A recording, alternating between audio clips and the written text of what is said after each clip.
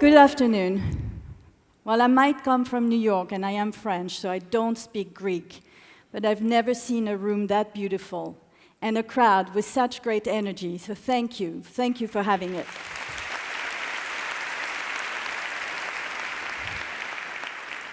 The theme is evolution, and I've learned that the solar system happened approximately about 4.5 billion years ago, that the first fossil of modern human skeletons have been found approximately aged to approximately 200,000 years. During all of that time of humanity, the sex ratio has been pretty much the same, 1:1.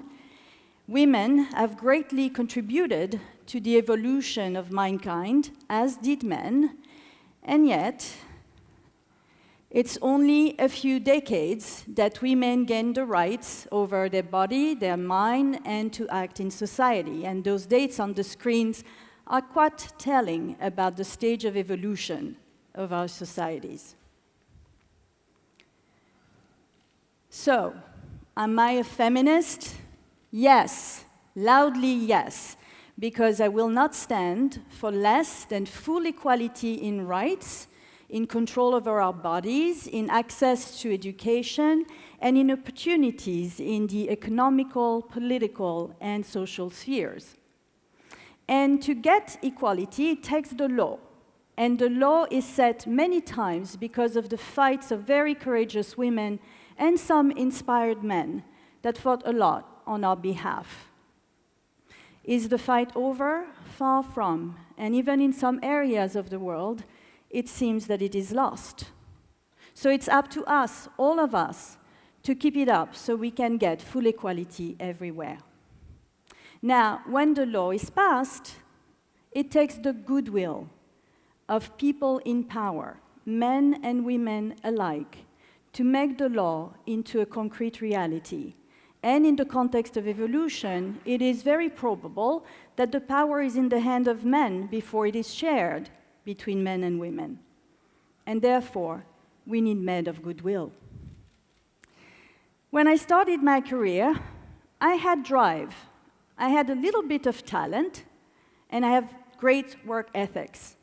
I also had a ton of luck, because on my way, I had those men and women of goodwill who gave me a chance when I was young, who gave me flexibility when I needed it, and who, like my husband over there, understood that my career was a fundamental part of being me. So do we have this equality? Well, we might. But being equal doesn't mean being the same. And I believe there's many differences between men and women. And listen, I am not a doctor, I am not a researcher, and I am not a sociologist. So everything that I'm going to say from now on is based on common knowledge, on my observation after 25 years managing teams around the world, a little bit of common sense, and a little bit of intuition. We are different. In physiology, we're different. Our genome is different, XX versus XY, which means our skin is slightly different, our muscle mass is different, our hair is different, our hormones are different. Hence, our connection to the world, physically and emotionally, might be slightly different. And I think that erasing those differences doesn't really make sense in my mind. So, what are those differences? First of all, also in emotion. Women are said to be much more emotional than men. And by the way, in the context of company vocabulary, it is usually a criticism. Right, ladies? We're emotional.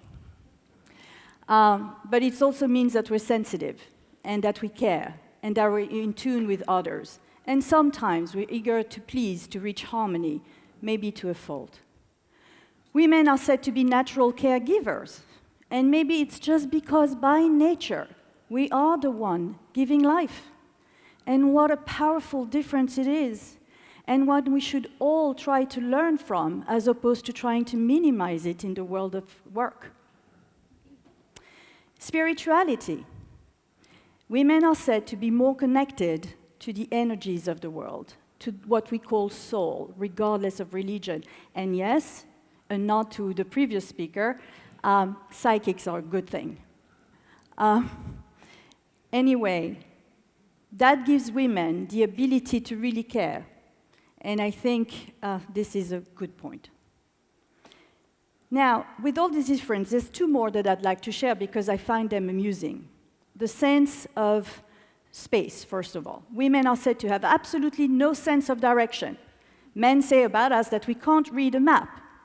Guilty, can't read a map, no sense of direction whatsoever. And yet there's another sense of space that women do have and men don't, and that's the sense of detail in a smaller space. Have you ever seen a man opening the fridge and trying to look for the yogurt just in front of his nose? I hear women laughing. It's true, too. Sense of direction. That's my theory, and only mine, until today, maybe, is that we might have a slightly different sense of direction based on our gender. I believe that men might have a more linear sense of time. That is, having a beginning, having an end, and a few steps in between, but a linear sense of time. And maybe this is what gives them a stronger sense of their personal purpose. Question. On the other end, women have cycle, and maybe a more cyclical sense of time. Cycle of 1 month, cycle of 9 months, which in turn allow women to quantify time, allow them to understand the passing of time, and maybe understand better what can be and cannot be done in a set period of time. Now, with all of this, do we have equality? In theory, we have. In a sense, it's more complicated. If a young woman, a young working woman, decides to have a kid or raise a family, she might extract herself from the world of work and therefore slow down her path to opportunities. And even if she manages to have both at the same time, she might not get the flexibility that she needs in order to do both successfully. And this is where the goodwill of the people in power comes to play, men and women alike. The power to make a change. Big changes like opening seats on the board of public company to women, that's usually what people talk about, but also changes that are less meaningful maybe for the news, but very important for the daily lives of women. Allowing flexibility in work schedule, allowing women to work 1 or 2 days a week out of home if they need to or if they choose to. Understanding that maybe meetings should start after the time we drop kids at school, or simply understanding that a maternity leave is not a hurdle, but something we should gladly deal with. I have given those possibilities to many women along my career, and all I got from back was more dedication, more efficiency, and more loyalty. And I think good will happen when suddenly we realize that given equal chance is not the legal thing to do, but maybe the better thing to do for the organizations, because women and men bring different abilities to the table. Not skill sets. I'm not talking about different skill sets in the sense of function. I would never agree to the idea of a predetermination of function based on gender. This is not the point. But I'm talking about different approaches on how we conduct ourselves in the workplace. And in a sense, what I'm saying now in the context of the time that we have might be reductive and sound a little bit like a cliche, so please forgive me for that. But most women or individuals with a lot of feminine attribute are more sensitive, more intuitive, more empathic to others, and have a great collaborative spirit, which allows them, in turn, to be able to address situations faster and to change the way they act accordingly if needed. Their fully charged emotion sensibility allowed them to foster creativity in an organization, provided they have the time or the space to express it, because they're also a little bit more insecure about sharing their ideas. They know time runs fast, remember the cycle? So they get things done.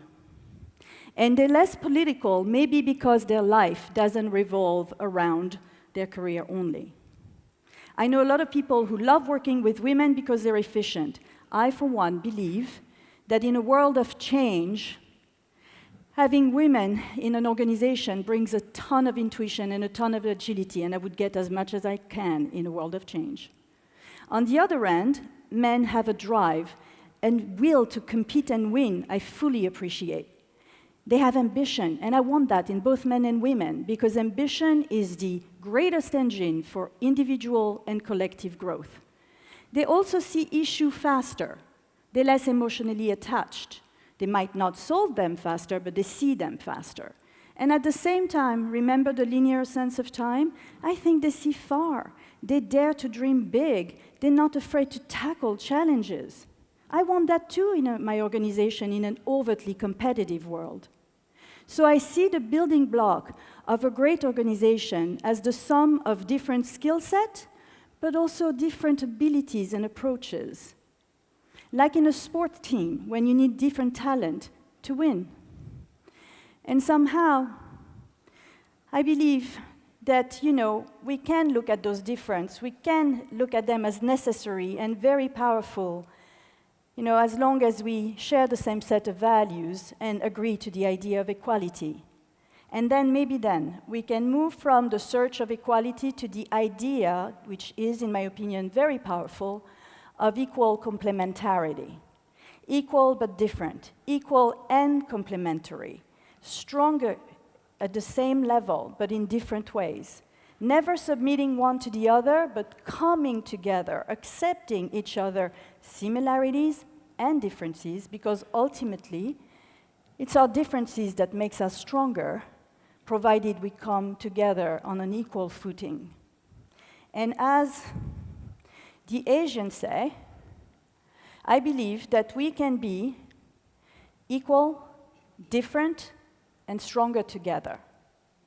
And I also believe that our kids, the so-called millennial generation, might get there.